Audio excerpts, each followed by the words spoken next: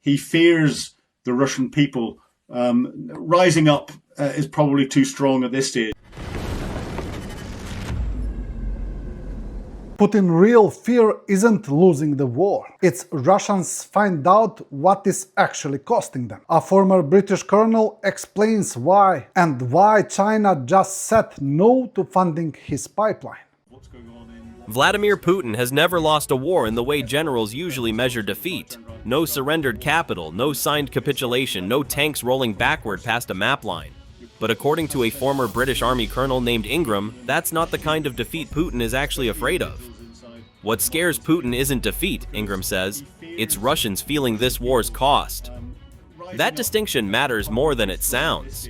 Ingram points back to Afghanistan, the Soviet Union's decade-long war that ended not because the Red Army was beaten on the battlefield, but because the pressure to leave came from somewhere the Kremlin couldn't silence.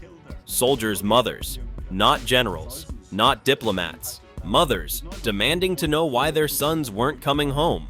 What's going on in what was the special military operation, what Peskov, the Kremlin spokesman, has now turned around and described as a war. They start to see that impact from a personal perspective. Putin has spent the last 4 and a bit years keeping them as shielded as possible, especially individuals inside Moscow and St. Petersburg, because he fears the Russian people. Rising up is probably too strong at this stage, but he does fear them rising up. We go back to the Russian involvement in Afghanistan a couple of decades ago, and the pressure to withdraw from Afghanistan came from the mothers of the troops that got killed there. There's only a few tens of thousands had been impacted in that. We've now got 1.4, close to 1.5 million Russians have been killed or seriously injured in the war in Ukraine so far, and that's been almost shielded from the general public in Russia. Now, oil prices, fuel prices, and therefore food prices are starting to go up rapidly. And now a lot of small businesses that Russians were running are collapsing because they were holding the stock in Wildberries, and Wildberries have declared it as a force majeure, so there's no compensation.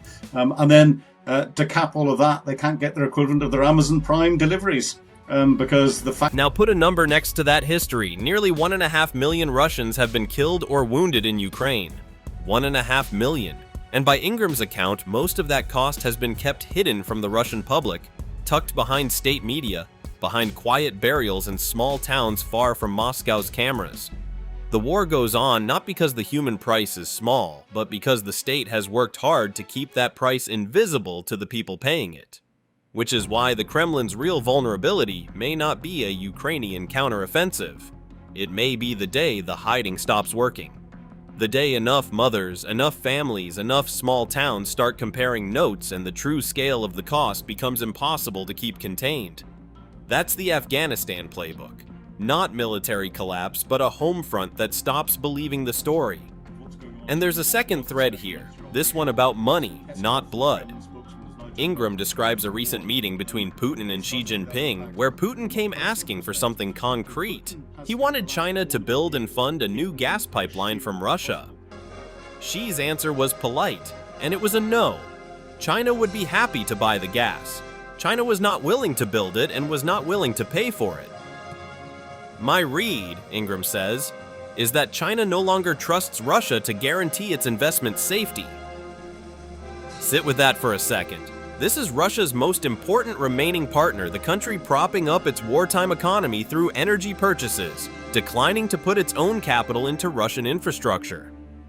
Not because the gas isn't valuable, because Beijing isn't confident the pipeline or the country it would run through is a safe place to sink a long-term investment. Two different pressures, two different audiences. At home, a war whose true cost is being hidden from the people bearing it, with a ceiling on how long that can last. Abroad, a partner willing to trade but not willing to bet on Russia's future. Neither one looks like defeat on a battlefield map. Both, according to Ingram, are the kind of quiet cracks that eventually decide how these things end. Andrei Kovalev isn't a Kremlin critic shouting from the outside. He's a prominent Russian businessman describing what he's watching happen from the inside. His verdict, in one line: 3 times as many businesses have shut down this year as last. Not a wartime slogan, not a Western estimate. A number coming from someone whose own network is doing the closing. Businesses have started closing down in droves, and by the way, they're using the simplified liquidation procedure. That is 3 times higher than it was just 1 year ago. Unfortunately, they are all going bankrupt, they are closing up shop, and they do not see the point in doing business anymore. It is bad, it is truly terrible, because the foundation, the very foundation, is small business, which is in a truly dire situation right now. The foundation of it all. It's the foundation for the future growth of our country, our beloved Russia. We need powerful economic reforms, which I'll never get tired of talking about. Thanks for watching, and don't forget to subscribe. Also, if you want to support Warthog Defense, please become our member and get early access to new videos, exclusive members-only videos, and become administrator in comments section. The membership link is in the description. Rescues every day. We had a guy last week, it's 6 rescues in 6 days. You know, he's doing the job every day.